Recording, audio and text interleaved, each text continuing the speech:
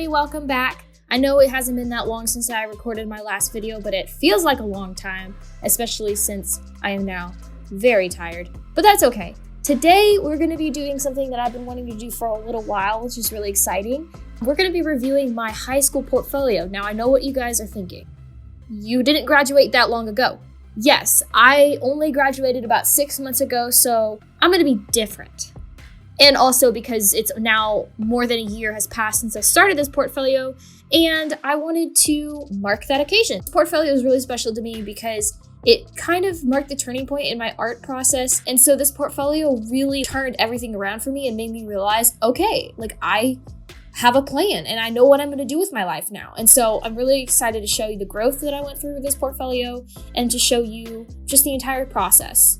Little disclaimer though, this portfolio was not submitted to any prestigious art schools. I'm not currently going to an art school, so if you're coming here to see a portfolio that got accepted into like a brand new art school, this will not be the video for you. However, this portfolio did win a couple awards. So, like I said, not that big of a deal, but just so you know. Yeah, so I'm super excited and let's get started. If you guys could see me right now, you would see that I'm wearing a troll hat, like from the movie Trolls. It's pretty amazing.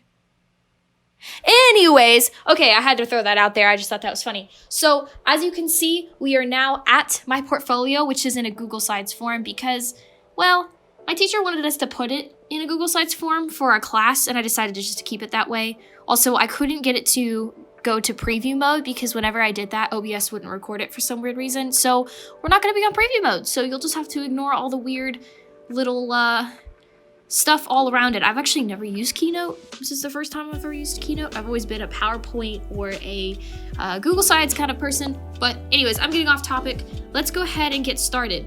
So for this first thing that you're seeing right here, you can see this is my very first piece. This one is not my favorite, not gonna lie, and that's probably because of the fact that I had no idea what I was doing when I made this. This was the first thing I made, and so to give you a little context, the way the class was set up was we were able to draw whatever we wanted to as long as it maintained appropriate guidelines, and it was just basically a free-for-all kind of class. Our teacher was super chill. As long as you did the work, you were good. And then every Friday we would have critiques and we would critique each other based on what we thought of each other's piece. So as you see here, this was my first, I probably hadn't even been in the class for a week. I had no idea what I wanted to do. All I knew was that I liked a bunch of different artists on the internet and I wanted to replicate that, but I had no idea what this portfolio was gonna be or what it was about. So this piece right here is literally me not knowing what the heck I was doing and me drawing something because I had no idea what I wanted to do at all. This was also probably the first time I drew myself. At least I think it was the first time I like sat down and drew myself, though I'm not quite sure. And so, yeah, this is not my favorite. And that's why it's at the front of my portfolio, and I included it because I wanted to show how much it changed from the beginning of the portfolio to the end of the portfolio. So yeah, let's move on. Okay, so these next two are not, so some of these are not in order. These two I placed at the beginning of the portfolio because it made more sense. You'll see why later. But these two were made way later in the year, and as you can see, there is a big difference between this one and this one. And these, of course, are stickers. My teacher actually printed them out, but didn't make them stickers. He just made them magnets, which I thought was pretty fun. So these are people in my class. Obviously, I'm not going to give you their names because security reasons. But these were all of the people in my class, including my teacher. Wonder which one is my teacher. Can you guess? Huh? Okay. Their names are on there. Okay, we're gonna. Please don't take their names. We'll have to blur that out post editing because I don't think you're gonna, like, it's not like they have their last names, but you probably shouldn't know their names. I don't think they appreciate that. But anyways, yes, these are my classmates and this was really fun to do. And I took a break from my main project to do these because I needed a break. And I didn't realize when I was doing it how like influential these were on my style because this is kind of the first time I started to experiment and I discovered things about my style that I didn't know about, and it was really fun. So as you can tell, my sticker of myself looks a lot different than my avatar, and that's due to the fact that this is almost a year ago that I made this, which is kind of crazy. And that's really all I have to say about these. I really like them. Moving on. Here is the sketches. Okay, this is where we start to get into my main project.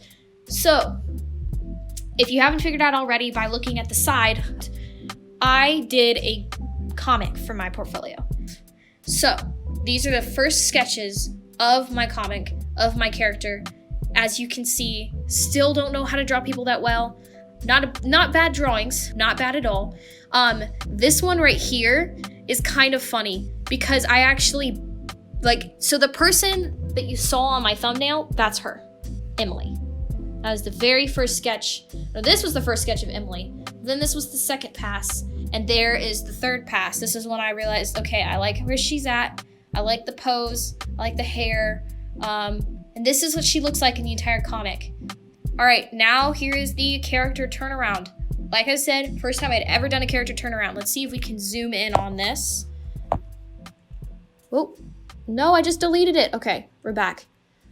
I don't think I can zoom in. I'm trying to figure out how to zoom in. Okay. I think this is the best we can do because, like I said, we don't have... I could have probably pulled it up on Photoshop, but I would have to find every single file, and that was going to take forever. So, here it is. This is Emily, and don't ask me where I got the name from. I just came up with it out of the blue. So, a big thing about this comic, which you're going to see, is colors. The story is very simple, but I wanted to portray the characters and the mood through colors. I thought that was going to be super fun, and it ended up being probably my best decision I ever made with this comic because it made the comic so much better. I don't know how it would have looked without the color scheme idea. I think it wouldn't have been as good, to be honest. So I'm really excited that I went with this decision. So this is Emily right here. I don't know if this is probably the correct way to do a character turnaround. I just did it. Next. Oh no, hold on. Okay, next. So, I'm gonna put this back to normal so we can see it better. This is Suzanne. Like I said, didn't really have a story for why her name is Suzanne, just came up with it on the fly. She is the catalyst that starts the story, and you notice that she's completely different color. Like I said, that was for a reason, and you'll see as I start going through the pages why that is. But I remember my teacher really loved this character turnaround. He thought it was really fun and colorful, and you know, when you look at between the two, I can see why. The first one was kind of drab, and I did that on purpose, but you'll see later that I actually learned that there's a way to do that without making it too drab. Here's the cover. I really like this cover. I use it a lot still in some of my branding or anything like that, but I really like this cover. It was fun.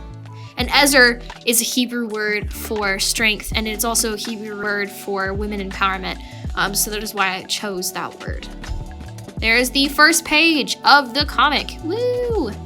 I remember this took me way too long, and the perspective is off, so ignore that. Very off, and it's very dark. That is something that I had trouble with at the beginning because I went and took the color idea of having it all blues and purples and dark too literally. You can barely see what's going on, and I also didn't put nearly as much effort into the details I probably should have. Like I said, I kind of gave up near the end. But yeah, here it is, Emily. There she is. Woo. Okay, next one. Next page. This is getting the story going, and if you guys really want to like read it for whatever reason, you can always pause it at any time and read it. Like I said, the story isn't really that big. It's really just about a girl who's very shy and lonely, and she just meets somebody that, you know, helps her to come out of her shell a little bit, which honestly, the two characters are kind of a representation of me, like the two different personalities of me. You have the really shy, very quiet person, but then you have the person that's like outgoing, but also feels like they have to be a perfectionist. And that's what I tried to do, and I think that's part of the reason why the story felt so personal, because I tried to put myself into it, which is very important in art. Alright, this page is the first time we introduce the other character. This one, as you can see, look at this hand. Look at this hand. Isn't this an amazing hand? This is a hand that gets you into art school, people. I'm just kidding. This is me not knowing how to draw hands, and to be honest, I still don't know how to draw hands, so you're not alone. Hands are hard. Anyways, here it is, page 3. Page 4, this one was also really easy to do because I literally just copy and pasted the 4 panels. So, page 5, I liked this one a lot because of the pose right here. This one was completely a pose that I did by myself. And this was me. You can start to see I am slowly and surely starting to learn how anatomy works, starting to learn these characters and the placement of their features.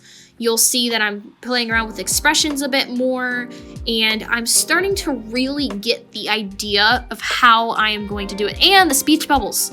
Oh my gosh, the speech bubbles were starting to finally like take a shape that I wanted them to. I can't even tell you how annoying speech bubbles, I swear.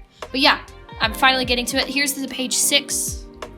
This one was not my favorite at all. I rushed this one very badly. Page 6. And here we go. This was the turning point of the comic. This is when I realized that I could still use blues and purples, but make it look colorful. Because I managed to figure out how I was able, like, you can see a big difference between this page and this page. Look at that. The same setting, but so much of a difference. And granted, it's supposed to be raining, which you probably can't tell because it's really hard to tell, but it's supposed to be raining in this one. But look at the difference between the two. Isn't that great? Isn't that amazing? This is one of the things that I was most proud of. I love this page. And from now on, you'll start to notice the colors really start to come through. Here it is again. I was really having fun with that background. Drawing with the expressions, you can see the expressions. This one makes me laugh every time. I love this expression right here. I had the most fun drawing this. This was me finally starting to get comfortable enough to break the characters' faces enough that they had more expression. And I know I sound like I'm beating a dead horse here, but expression is so important in your characters, and I was finally starting to understand why it was. And breaking that normality that I had in all of my pages to make a squished face. Like, have fun with that. It's so fun.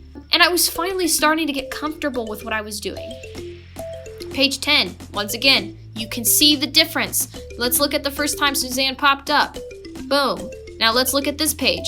Boom. And granted, each page probably took about 2 to 3 weeks. So maybe 2 pages a month, mostly 1 page a month. Because we only had to have 15 pieces when we were done with the project. So this is an improvement after 6 or so, maybe a little less than that, months. That was just because I drew people. I forced myself to draw this comic so much that I slowly started to improve. And then we go on to the last page of my portfolio. This one, admittedly, I don't love just because I went a little too overboard with certain colors, but I do love the expressions that I made. The expressions are finally starting to come out. The speech bubble bothers the crap out of me, but what the heck? And yes, so this is the end of my portfolio. This is it, you guys. All of this was done within a year. All of it. So now that I've finished going through my portfolio, I really want to talk about a couple of key points that I learned as I was kind of going through this that I didn't really touch up on, mostly because I was reacting more than I was reviewing. So sorry if the title was a little misleading, but I wanted to really focus on just like finding out what it was about this portfolio that I really can see improvement, and what about it that I'm super proud of and what I'm not super proud of. And overall, I would say that this portfolio was probably the best and most important thing I could have ever done in my art journey. And I'm super appreciative of the fact that I had people around me, like my teacher, my parents, my family, that encouraged me and just gave me the idea to really get out of my comfort zone. And I had my classmates were super supportive as well. And it can be really hard when you're stuck in a place where you're not improving, or you feel like you're not going anywhere, to want to just give up, because I was at that point. And I want to encourage you that when you are taking your next step, whether it is making your own portfolio, going to college, or you might not even be ready to go to college yet, do what makes you happy, but don't be afraid to grow And don't be afraid to step out of your comfort zone, because it's only when you step out of your comfort zone that you discover something about yourself you didn't know. Go out there, experiment, and have a really fun time doing it. Thank you guys so much for watching. Make sure you like and subscribe, and if you have any questions, you can hit me up on my email, and don't forget my Redbubble or my Behance if you want to see some of my art or buy some of my art. Once again, thank you so much, and I'll see you in the next video.